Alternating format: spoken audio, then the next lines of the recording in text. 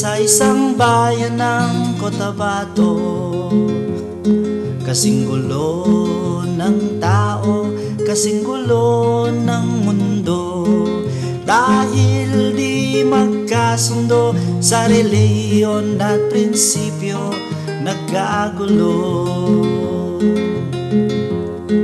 Ang bayan ko sa Cotabato, kasing gulo ng isip ko, di alam saan nanggaling, di alam saan patungo. Kapatid sa kapatid, laman sa laman, sila-sila ang naglalaban. Di ko alam ang dahilan ng gulo. Bakit nagkaganon?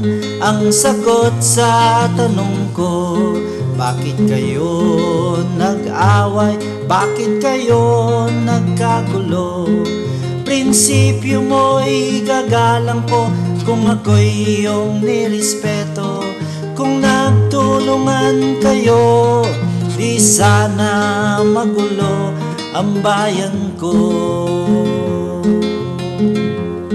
Sa bayan kong Sinilangan, sa Timog Cotabato, ako'y namulat sa napakalaking gulo.